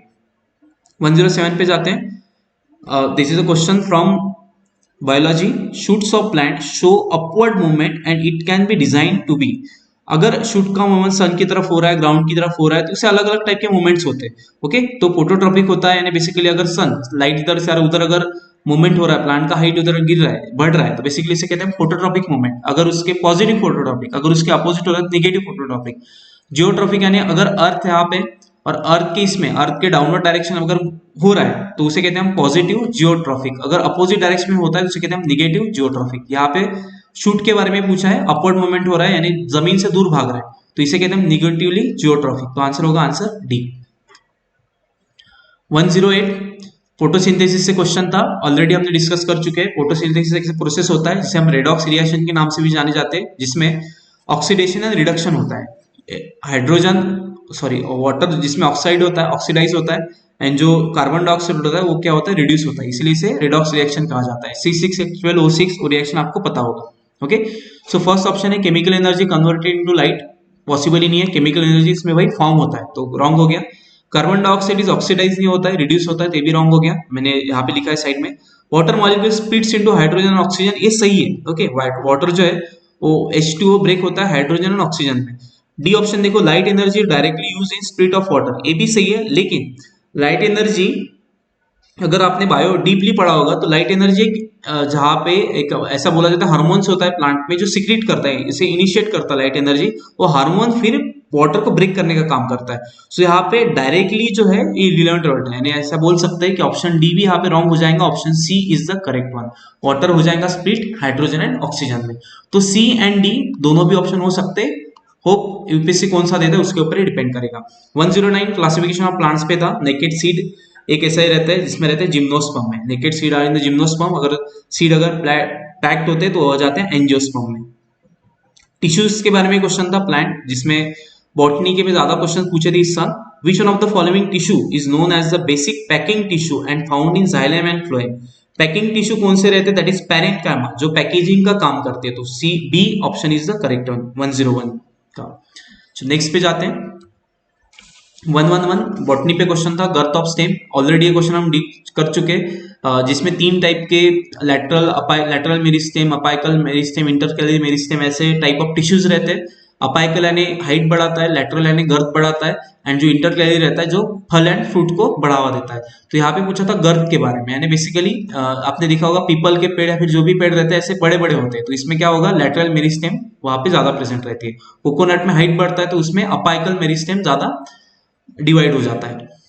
नेक्स्ट देखो 112 जीन्स के ऊपर क्वेश्चन था, different varieties of the same gene, एक ही जीन है लेकिन वेराइटीज डिफरेंट है, इसे कहते हैं एलीज। ओके, एलीज के लिए वर्ड यूज होता है, तो option C is the correct one. 113 पे जाते हैं, यहाँ पे पूछा था which one of the following virus use to be responsible for highly infectious disease of small pox. Small pox कौन सा वायरस कॉज करता है, इसका आंसर है वेरियोला वायरसेस।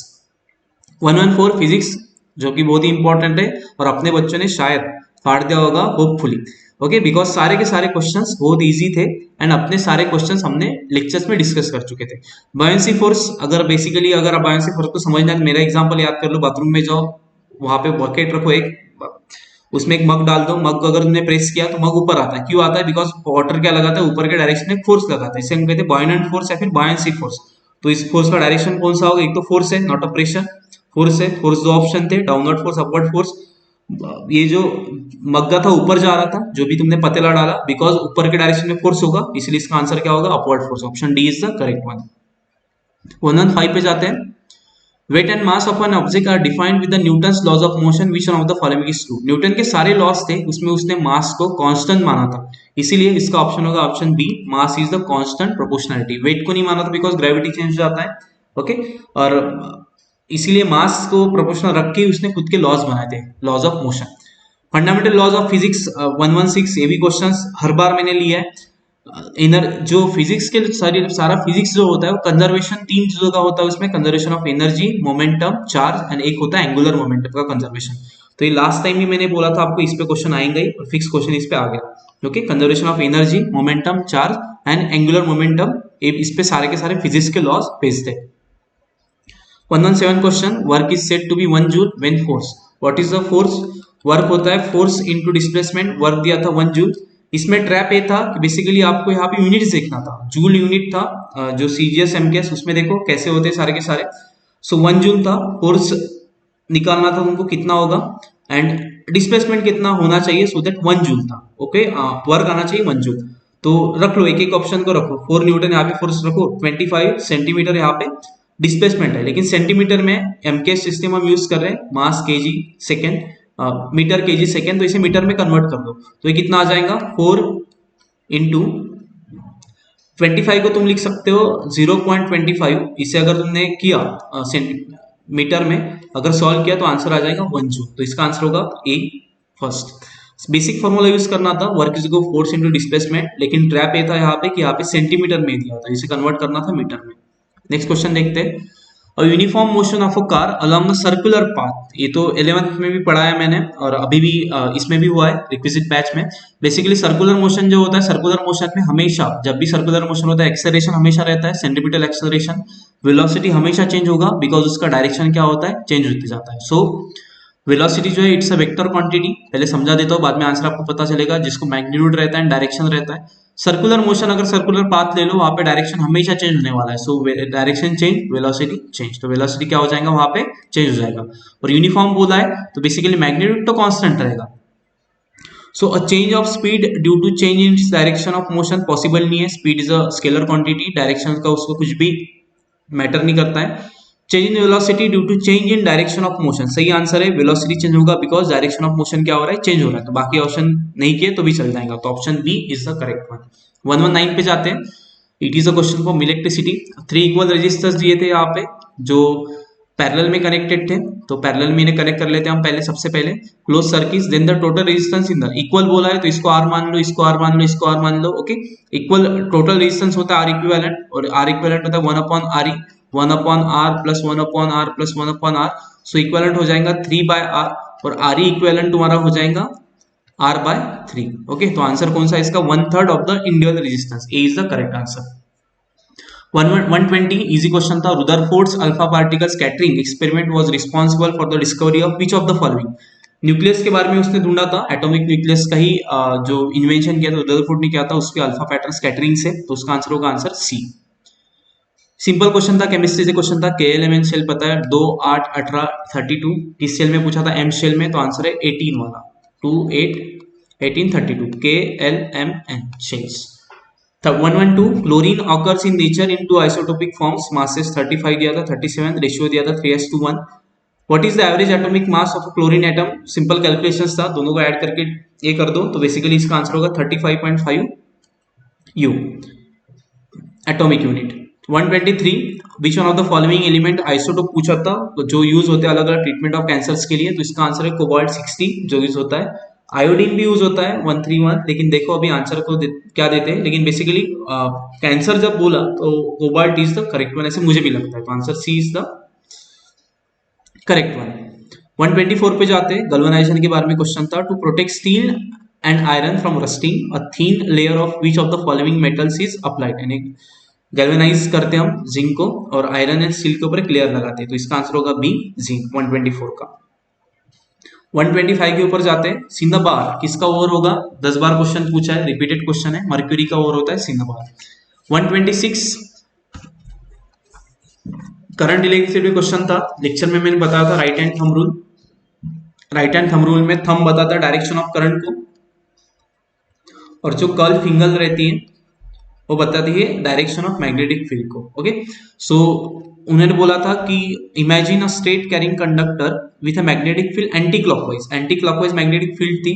सो अपने फिंगर्स को एंटी क्लॉकवाइज कर्ल कर लो, शायद अभी आप देख नहीं पाओगे, वीडियो बने मेरा इसलिए, तो एंटी क्लॉकवाइज कर्ल कर लो घड़ी के अपोजिट इसमें, जैसे घूमती है उसके अपोजिट इसमें, तो थंब आपका जो होगा वो पॉइंट आउट कहाँ पे हो रहा है वो देख लो, तो ऐसे आपको पता चलेगा। राइट हैंड ही लेना है आपको, राइट हैंड की कर्ल करो फिंगर को अपोजिट डायरेक्शन में, थंब पॉइंट आउट होता है अपवर्ड डायरेक्शन में, तो इसका आंसर होगा C, right hand thumb rule and upward direction. 27 easy था। Device use produce electric current, हर एक ने देखा भी है एंड उसके बारे में पता भी होगा। जनरेटर, मोटर का काम होता है इलेक्ट्रिक करंट को यूज करना, नॉट प्रोड्यूस करना। एमीटर का काम होता है गिनना, गैल्वेनोमीटर का वहां पे रिलेशन यहाँ का करंट में, उस गैल्वेनोमीटर का काम कुछ भी नहीं होता है, ओके। सो डिटेक्ट करता है वो करंट को। तो जनरेटर जो होते हैं वो इलेक्ट्रिक करंट को क्या करते हैं, प्रोड्यूस करते हैं using the chemical energy, oil डाल के हम उसे करते हैं। ऑप्टिक्स पे स्टार्ट होता है, बेसिकली ऑप्टिक्स पे ज्यादा क्वेश्चन इस बार भी पूछे थे और कंसेप्चुअल क्वेश्चन है सारे के सारे। 128 देखते हैं। Myopia is a defect of a human vision where an image of, myopia में क्या होगा, मायोपिया में दूर का ऑब्जेक्ट नहीं दिखाई देता है लेकिन पास वाला दिखाई, जिसे कहा जाता है नियर साइटनेस, ओके। मायोपिया में जो इमेज फॉर्म होता है, आई का जो इमेज होता है बेसिकली रेटिना पे फॉर्म होता है। अगर आपको मायोपिया है तो जो इमेज फॉर्म होता है वो बिफोर रेटिना होता है। अगर आपको हाइपरमेट्रोपिया है तो इमेज जो होता है आफ्टर रेटिना फॉर्म होता है, रेटिना के पीछे, तो यहाँ पे ऑप्शन होगा distance object is focus before the retina. जो इमेज होता है ऑब्जेक्ट का वो कहाँ पे होता है, रेटिना के आगे हो जाता है फॉर्म, ओके। नेक्स्ट देखते हैं 129 टिंडाल इफेक्ट, फिर से ऑप्टिक्स पे क्वेश्चन था, एप्लीकेशन बेस्ड क्वेश्चन है दोनों भी। Tyndall effect is a phenomenon of scattering of light by colloidal particles. Okay, scattering of light से ये होता है। अगर आपको स्कैटरिंग नहीं पता है तो वही ऑप्शन आपका सही हो जाएगा। ट्विंकलिंग ऑफ स्टार, ये भी मैंने बताया क्वेश्चन हमेशा आता है, एवरग्रीन क्वेश्चन है ये। क्यों होता है? Because refraction of light, bending of light जो होता है, अगर एक मीडियम से दूसरे मीडियम में अगर लाइट जाती है तो सीधा नहीं जाती है, टर्न हो जाती है थोड़ा, इसे कहते हैं हम रिफ्रैक्शन, बेंडिंग ऑफ लाइट। ये इसी के कारण जो हमें ट्विंकलिंग ऑफ स्टार दिखाई देते हैं। 131 कॉर्निया इन ह्यूमन, ये कॉर्निया के बारे में क्वेश्चन था। Is a light sensitive screen, human आई में जो स्क्रीन रहता है वो रेटिना रहता है, नॉट अ कॉर्निया। सो ये क्वेश्चन रॉन्ग हो जाएगा। मस्कुलर डायफ्राम नहीं रहता है, नॉर्मली एक वो लेयर रहता है। कंटेन्स ब्लड वेसल्स, कॉर्निया में ब्लड वेसल्स नहीं रहते, वो सिर्फ और सिर्फ बना रहता है प्रोटीन्स एंड सेल्स से। ओके, सो इसका आंसर होगा कॉर्निया का डी। 132 इजी क्वेश्चन था, power of lens, focal length के बारे में पूछा था। पावर ऑफ लेंस डायप्टर में गिना जाता है। ओके, एंड पावर और फोकल लेंथ में डिफरेंस रहता है 1/f वाला, लेकिन ये f हमेशा तुम्हें रखना पड़ता है मीटर में, तो यहाँ पे रख दो 0.25। अगर कैलकुलेशन करोगे 100/25, मैंने 0.25 मीटर लिखा है बिकॉज ये फॉर्मूला जो वर्कआउट होता है यहाँ पे आपको मीटर ही लिखना पड़ता है वहां पे। ओके, सो ये इसका आंसर कितना आएगा? अराउंड 4, तो +4, बिकॉज सारी चीजें प्लस है तो 4 dioptre is the correct answer. 133 इसका क्वेश्चन था, बायोलॉजी का बहुत डीप क्वेश्चन था। हालांकि तुम्हें यहाँ पे चेंबर्स ऑफ स्टमक पूछा था, नॉट हार्ट वन, हार्ट के चेंबर्स नहीं पूछे थे। Cattle, buffalo, goat and sheep के, तो उनके हार्ट जो स्टमक होता है हार्ट की तरह, उसके स्टमक में भी 4 चेंबर्स होते हैं। 134 intestinal bacteria are the main source of the following vitamin, तो इसका सही आंसर विटामिन B12, जिसमें कोबाल्ट भी पाया जाता है। ये क्वेश्चन हर बार आता है विटामिन B12 पे। एक ऐसे पूछा जाता है कौन सा मेटल पाया जाता है और इंटेस्टाइनल बैक्टीरिया कौन सा यूज करते हैं। 135 कंफ्यूजिंग क्वेश्चन था ये भी। Which one of the following hormones is responsible for the development of a female sexual character? Okay, hormones का काम होता है बढ़ावा देना ग्रोथ को। तो यहाँ पे 2 फीमेल और जो हार्मोन्स होते हैं, इस्ट्रोजन और प्रोजेस्टेरॉन में आपको कंफ्यूजन होता होगा। चारों भी यही है, जैसे मान लो फीमेल हार्मोन्स ही है, लेकिन इनका काम अलग अलग होता है। इस्ट्रोजन का काम है सेक्सुअल कैरेक्टर को बढ़ावा देना, तो इसका आंसर होगा B35 का इस्ट्रोजन। 36 पे जाते हैं, स्पेरिकल मिरर्स, ऑप्टिक्स पे क्वेश्चन था। स्पेरिकल मिरर घुमा फिरा के क्वेश्चन पूछा था, लेकिन कंसेप्ट अगर पता होगा तो आंसर्स आता है। Spherical mirror formula, relating an object distance u, image v and focal length mirror f may be applied to a plane mirror when. Okay, plane mirror का बेसिक चीज है। फोकल लेंथ के बारे में पूछा था उन्होंने घुमा फिरा के। Focal length of plane mirror होता है infinity. Okay, infinity focal length होता है उसका, और इसीलिए उसका जो पावर भी हो जाता है, पावर उसका 0 हो जाता है। तो इसलिए कोई भी इमेज को मैग्नीफायर छोटा नहीं करता है, जितना दिखता है उतना ही उसका, जितना होता है इमेज वही हमको दिखाई देता है। ओके, 137 फिजिक्स पे न्यूक्लियर एनर्जी पे क्वेश्चन था, न्यूक्लियर फिजन एंड फ्यूजन पे क्वेश्चन था। न्यूक्लियर एनर्जी जो न्यूक्लियर प्लांट में जो होता है वो होता है fission. Okay, not a fusion. Fusion को आपको बहुत बड़ा एनर्जी चाहिए, बहुत बड़ा टेम्परेचर चाहिए होता है वहां पे, तो ये सिर्फ सन पे होता है। तो न्यूक्लियर फ्यूजन का ऑप्शन तो कट हो गया यहाँ पे। फिजन में 2 ऑप्शन दिए थे उन्होंने, fission and its expression was proposed by Einstein. Nuclear fission and expression was proposed by Rutherford. हालांकि दोनों ने भी फिजन के लिए वर्क किया था, तो इसका आंसर भी A और B दोनों में से एक हो सकता है। 138 पे जाते हैं, रिवर्बर्शन, जो आपने देखा होगा कि मल्टीपल साउंड सुनाई देते हैं। ओके, वो क्यों होता है? Due to reflection of sound. तो यहाँ पे answer B is the correct one, multiple reflection of sound.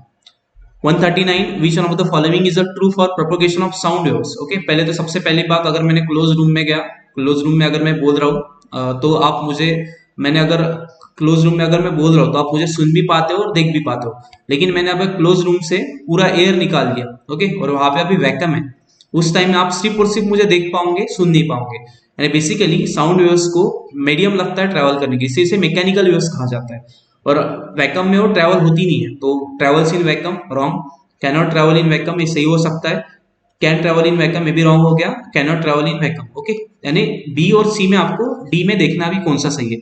आगे पूछा उन्होंने, it is a longitudinal wave, it is a transverse wave. तो sound waves it is a longitudinal waves, और जो light waves it is a transverse waves. इसका सही answer होगा answer B. यहाँ पे लॉन्जिट्यूडनल वेव्स है, यहाँ पे ट्रांसवर्स है, तो रॉन्ग हो जाएगा।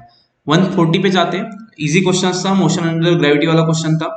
A tennis ball is thrown in vertically upward direction and the ball attains the maximum height of 20 meter. The ball was thrown approximately with upward velocity. यानी बेसिकली इनिशियल वेलोसिटी के बारे में पूछा था। मैंने सिंपल आपको एक ट्रिक बताया इसका, जहां से फेंक रहे हो, बेसिक चीज है, जहां से फेंक रहे हो किसी भी चीज को, उसे ओरिजिन मान लो। ओरिजिन से अगर ऊपर जा रहे हो तो पॉजिटिव डायरेक्शन, ओरिजिन से नीचे जा रहे हो तो नेगेटिव डायरेक्शन। ओके, अगर डिस्टेंस के बारे में, डिस्प्लेसमेंट गिनोगे तो सेकेंड थिंग, जिस डायरेक्शन में बॉल को फेंक रहे हो वो डायरेक्शन मान लो पॉजिटिव। ओके, और जो अपोजिट डायरेक्शन कौन सा हो जाएगा, नेगेटिव। तो देखो बॉल को हम कहाँ से फेंक रहे हैं, ग्राउंड से, तो ग्राउंड तुम्हारा हो जाएगा ओरिजिन। ग्राउंड से बॉल को फेंक रहे हो ऊपर, तो ऊपर हो जाएगा तुम्हारा पॉजिटिव डायरेक्शन। तो कैनोली इक्वेशन से आप यूज करना है बेसिकली तुम्हें। बॉल मैक्सिमम हाइट अटेंड कर रहा है, यानी यहाँ पे बॉल रुक रहा है, यानी इसका फाइनल वेलोसिटी हो जाएगा 0। अभी मैं आपको बहुत फास्ट बता रहा हूँ because it is not explanatory video, यहाँ पे हमें सिर्फ सॉल्यूशंस फाइंड आउट करने हैं। ओके, इनिशियल वेलोसिटी हमें फाइंड आउट करना है, बिकॉज इनिशियल वेलोसिटी 0 लोगे तो बॉल ऊपर ही नहीं जाएगा। इनिशियल वेलोसिटी कुछ ना कुछ होगा, इसलिए बॉल ऊपर जा रहा है। और बॉल रुक क्यों रहा है, कंसेप्ट के साथ जाओ, बिकॉज उसका फाइनल वेलोसिटी कितना हो रहा है, 0 हो रहा है। और हाइट कितना है उसका, 20। इसमें एक्सेलरेशन जो एक्ट होता है वो जी होता है डाउनवर्ड डायरेक्शन में, जो हम लेंगे 10, जो होगा डाउनवर्ड डायरेक्शन में। तो देखो एक बेसिक इक्वेशन इसका बन सकता है, S is equal to mu T plus half A T square वाला, ये भी इक्वेशन बन सकता है। टाइम दिया नहीं है तो ये इक्वेशन यूज नहीं होगा, तो दूसरा यूज करेंगे, V square is equal to mu square plus twice GS. With values रख दो, अभी वी स्क्वायर 0 है तो ये 0 हो जाएगा, mu square plus 2, acceleration downward direction में इसलिए -10 और ये +20।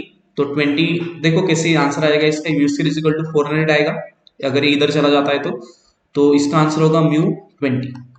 तो आंसर होगा 20 मीटर पर सेकेंड। बंदे ने सही किया। Okay, 140 D option. 141 हलवा सवाल है। An object of mass 2000 kg possesses 100 joule kinetic energy, the object moving with speed of. अभी काइनेटिक एनर्जी है, kinetic energy due to motion से आता है। अगर कोई भी ऑब्जेक्ट मोशन में चला जाता है उसके पास में कौन सा एनर्जी होता है, काइनेटिक एनर्जी। मैं लिख सकता हूँ क्या, kinetic energy is equal to half M V square, ये हो सकता है। काइनेटिक एनर्जी उन्होंने दिया 100 जूल। ओके, 100 जूल एनर्जी दिया है, हाफ मास दिया है उन्हें 2000, ग्राम दिया है। ग्राम को कन्वर्ट करना पड़ेगा केजी में, बिकॉज जूल है यानी बेसिकली इट्स एमके सिस्टम, तो आपको केजी में रखो तो आंसर डायरेक्टली आ जाएगा। दो रख देना, 2000 ग्राम में 2 kg इंटू वेलोसिटी उसका निकालना है, वी निकालना है, वी स्क्वायर निकालना है। तो करके देखो एक बार, मुझे इसे रफ करने दो। तो आंसर कितना आएगा इसका, kinetic energy is equal to half M V square. Okay, so कितना हो सकता है, 100 is equal to 1/2, 2 into V square, 2 gets cancel, so V is equal to 10। तो आंसर होगा ए, 10।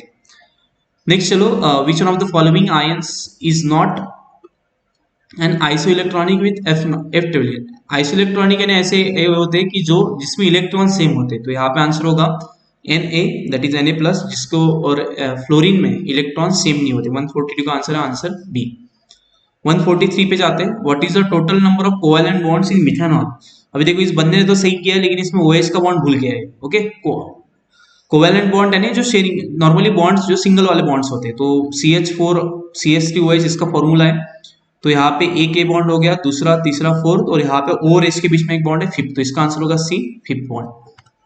144 पे जाते हैं, which one of the following is the chemical formula plaster of polish. Last year भी क्वेश्चन आया था, सेम क्वेश्चन इस बार भी पूछा है, CaSO4 हाफ H2O, इसका क्या होगा, ये फॉर्मूला होगा, केमिकल फॉर्मूला। 145, ये भी इजी सवाल था, अगर आपको फॉर्मूलेज अगर पता है तो आंसर आ सकता है। तो unit of ratio between thrust and impulse, घुमा फिरा के पूछा था। थ्रस्ट बेसिकली होता है, basically it's also a force. अगर फोर्स परपेंडिकुलर होता है तो उसे हम थ्रस्ट कहते हैं, बाकी डिफरेंस कुछ भी नहीं है दोनों में। फोर्स, अगर ये दीवार है, दीवार पे अगर मैंने से 3 फोर्स निकाले तो मैं तीनों को फोर्स बोलूंगा, लेकिन जो बीच वाला फोर्स है जो परपेंडिकुलर है इसे बोलूंगा मैं thrust. Okay, next thing, ratio पूछा था फोर्स एंड इंपल्स के बारे में। इंपल्स होता है फोर्स इनटू टाइम, तो फोर्स गेट कैंसल, 1/टाइम आ जाएगा। 1/टाइम क्या होता है, 1/टाइम होता है 1/सेकेंड, यानी 1/टाइम होता है टाइम पीरियड, तो यहाँ पे ऑप्शन नहीं है। तो बेसिकली यूनिट होता है फ्रीक्वेंसी का, 1/टाइम, 1/t is equal to frequency. तो आंसर होगा ए। 146, रिफ्रैक्शन के बारे में पूछा था, रेयर टू डेंसर, कहाँ पे रे बेंड होता है, ये एप्लीकेशन बेस्ड क्वेश्चन था, सही सवाल था ये भी। Which one of the following figures correctly shows the path of a ray of a light through a glass prism? अभी बेसिक चीज है, एयर एंड प्रिज्म में रिफ्रैक्टिव इंडेक्स का ज्यादा है, ओके, पी का। तो जो भी लाइट, मैं इसे बड़ा करके निकालता हूँ यहाँ पे। सो अगर लाइट ऐसे इंसिडेंट हो रहा है तो लाइट स्ट्रेट अवे नहीं जाएगा, क्यों नहीं जाएगा, बिकॉज ये रेयरर मीडियम है, डेंसर मीडियम है। डेंसर मीडियम में लाइट जो होता है वो नॉर्मल की तरफ बेंड होता है। अभी नॉर्मल कैसे निकालूंगा, सरफेस ऐसे, तो नॉर्मल हम निकालते हैं परपेंडिकुलर टू द सरफेस हमेशा, तो ऐसे सरफेस होगा ये। ओके, ये हो जाएगा तुम्हारा normal perpendicular to the surface. So ये लाइट जो है, मैं दूसरे पेन से भी इसे यूज करता हूँ, तो लाइट ऐसे ही था, ये एक मीडियम में ऐसे लाइट जाएगा सीधा, ओके, बेंट होगा टुवर्ड्स दी नॉर्मल, नॉर्मल यहाँ पे अवे फ्रॉम दी नॉर्मल नहीं जाएगा, सीधा भी नहीं जा सकता है, नॉर्मल की तरफ बेंट हो गए, नॉर्मल है, ओके। फिर से डेंसर सी रेयर में जा रहा है, नॉर्मल कैसे होगा, यहाँ पे ऐसे नॉर्मल होगा, ओके, जो भी नॉर्मल है ऐसे, और फिर से एक कहाँ पे जाएगा, जो डेंसर से रेयर की तरफ जा रहा है, सो बेसिकली ये दूर भागेगा नॉर्मल से, तो अगर ए ऐसे जाना चाहिए लेकिन जाएगा कैसे, ऐसे जाएगा ये, तो स्ट्रेट अवे नहीं जा सकता है। तो यहाँ पे ऑप्शन कौन सा हो सकता है, option A is the correct one. क्यों होगा, बिकॉज मैंने आपको एक्सप्लेन किया है। ये तो सही नहीं है, सही, ये भी सही नहीं है, ये भी सही नहीं है, बिकॉज ए स्ट्रेट जा रहा है, denser medium change, path change. चलो 147 पे जाते हैं, लास्ट 3 क्वेश्चंस बचे। When light beam falls on a triangular glass prism, band of colors are obtained. Which one of the following statement is a correct regard? Okay, सबसे जाने से पहले मैं सिंपल चीज आपको बताता हूँ, जब भी प्रिज्म पे अगर आप लाइट को बेंड करोगे, इंसिडेंट करोगे, तो वहां पे ऐसे आपको विपगोर ऐसे दिखाई देगा, यानी जो रेड लाइट होता है वो सबसे कम बेंट होता है, और वायलेट लाइट क्या होता है, सबसे ज्यादा बेंट होता है। ऐसा क्यों होता है, बिकॉज इसका जो फ्रीक्वेंसी रहता है, सॉरी फ्रीक्वेंसी बोलेंगे फिर वेवलेंथ बोलेंगे, रेड लाइट का ये रहता है मैक्सिमम और इसका रहता है wavelength minimum, okay. And refractive index and frequency में अपोजिट रिलेशन रहता है, सो जिसका लैम्बडा मैक्सिमम उसका रिफ्रैक्टिव इंडेक्स जो म्यू से दिखाते हैं वो होगा मिनिमम, जिसका लैम्बडा मिनिमम फ्रीक्वेंसी मिनिमम उसका रिफ्रैक्टिव इंडेक्स क्या हो जाएगा, मैक्सिमम हो जाएगा। अभी आप पढ़ लो और आंसर आ जाएगा। सो थर्ड वाला डायरेक्ट ऑप्शन पे जंप करते हैं, violet light bends the most, सही है, as the refractive index of glass for violet light is greatest. Wavelength कम है लेकिन रिफ्रैक्टिव इंडेक्स क्या है, ज्यादा है, तो C is the correct one. 148 simple सवाल था, the image of an object form by plane mirror. सबसे पहले मैंने आपको जो सिंपल कंसेप्ट बताया, अगर वर्चुअल इमेज रहता है, अगर रियल इमेज रहता है तो क्या था, वर्चुअल इमेज रहता है तो बेसिकली इमेज इरेक्ट रहता है, अगर कोई भी रियल इमेज रहता है तो कैसे रहता है, इन्वर्टेड रहता है। वर्चुअल इमेज कहाँ पे फॉर्म होता है, बिहाइंड द मिरर फॉर्म होता है हमेशा, एंड रियल कहाँ पे होता है, हमेशा इन फ्रंट ऑफ मिरर होता है, ओके। चलो फिर से यहाँ पे कौन सा पूछा था, प्लेन मिरर के बारे में पूछा था। प्लेन मिरर में क्या होता है, सेम साइज का इमेज फॉर्म होता है, बिकॉज प्लेन मिरर का जो फोकल लेंथ होता है वो होता है इनफाइनाइट, एंड पावर जो होगा उसका 1/इनफाइनाइट कितना हो जाएगा, 0। तो उसका पावर अगर 0 है भाई, तो सिंपल चीज है, वो एक तो बड़ा भी नहीं करेगा इमेज को और स्मॉल भी नहीं करेगा, जितना साइज वाला इमेज उतना ही रखेगा, ओके। तो यहाँ पे क्या हो जाएगा, उसका आंसर हो जाएगा वर्चुअल इमेज इरेक्ट होगा। देखो अगर आपको पता भी नहीं है ना तभी भी आप आंसर करोगे, ये भी अगर आपको चीजें पता है जो मैंने पढ़ा है, रियल इरेक्ट कभी नहीं हो सकता है, रियल कैसे होगा, इन्वर्टेड, तो ऑप्शन वैसे चला गया।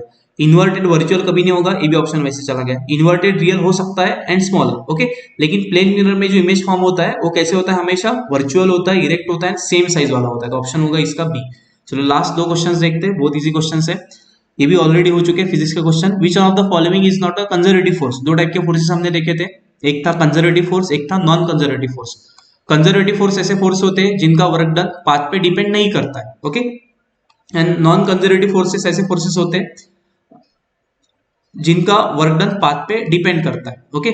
सो एक सेकेंड, कंजर्वेटिव फोर्सेस नॉट पूछा यहाँ पे, नॉट कंजर्वेटिव, हाँ ओके, कंजर्वेटिव फोर्स जिनका वर्क डन पाथ इंडिपेंडेंट होता है, और नॉन कंजर्वेटिव फोर्स जिनका वर्क डन पाथ डिपेंडेंट होता है। ये ऑलरेडी हो चुका है, 10 बार मैंने लेक्चर में लिया है। 2 ही ऐसे फोर्सेस है फिजिक्स में, मैक्सिमम पूरे फिजिक्स में नहीं बोल सकूंगा मैं, लेकिन तुम्हारे सिलेबस में 2 ऐसे फोर्सेस है जिन्हें हम नॉन कंजर्वेटिव फोर्सेस कहते हैं, ओके। तो एक होता है उसमें फ्रिक्शन फोर्स और एक होता है बयांसी फोर्स, ओके, ये विस्कस फोर्स, सॉरी विस्कस। तो these are the non conservative forces. तो electric force, gravitational force, spring force और ऑल आर कंजर्वेटिव फोर्सेस। तो यहाँ पे आंसर क्या होगा उसका, फ्रिक्शनल फोर्स। नेक्स्ट वर्क पे क्वेश्चन है, निगेटिव वर्क डन पूछा है, when applied force and corresponding displacement are. Basically force जो होता है, सॉरी जो वर्क होता है उसका फॉर्मूला अगर आप देखोगे, work is a scalar quantity, तो फोर्स एंड डिस्प्लेसमेंट के बीच में स्केलर प्रोडक्ट लगाना पड़ता है, और स्केलर प्रोडक्ट क्या होता है इसका, एफ एस कॉस थीटा। अभी आपको वर्क डन निगेटिव कब आएगा, कब वर्क डन निगेटिव आएगा, जब थीटा क्या होगा 180 के अराउंड में होगा, ओके। सो निगेटिव वर्क डन कब आ सकता है, जब फोर्स इधर लग रहा है, मान लो ये बॉक्स है, बॉक्स का मोशन फोर्स इधर लग रहा है लेकिन बॉक्स का डिस्प्लेसमेंट इस डायरेक्शन में हो रहा है, okay. So force and displacement के बीच में जो एंगल बन रहा है 180 का बन रहा है, अगर आपने यहाँ पे ऐसे सॉल्व किया तो बेसिकली वर्क डन क्या हो जाएगा आपका, निगेटिव आ जाएगा। सो निगेटिव वर्क डन कब आ सकता है, जब फोर्स एंड डिस्प्लेसमेंट कैसे होंगे, anti parallel to each other, जब cos थीटा का वैल्यू कितना होगा 180। So this is the GAT. GAT में आपने देखा होगा कि अगर एनालिसिस करोगे सो पॉलिटी एंड जो हिस्ट्री था वो काफी मॉडरेट से टफ लेवल का था। फिजिक्स इजी था लेकिन कंसेप्चुअल था, पूरा कंसेप्चुअल। आपके कंसेप्ट अगर क्लियर होंगे, प्रेजेंस ऑफ माइंड सही होगा, जहां पे यूनिट का कन्वर्जन करना था, फिजिक्स इजी था। केमिस्ट्री एज यूजुअल हमेशा इजी पूछा जाता है। ज्योग्राफी, फिजिकल ज्योग्राफी ज्यादा पूछा था। सो ये था पूरा गैट का एनालिसिस। फिर से एक बार, अगर आपको क्वेश्चन इसके आंसर की चाहिए तो आप एप्लीकेशन और हमारे ऐप से आंसर कीज को डाउनलोड कर सकते हैं। सो टिल देन आंसर की चेक कीजिए। Best of luck for your results and hope so आप सभी का एनडीए क्लियर होके आप एसएसबी के लिए अप्रोच करोगे। So till then, thank you and जय हिंद।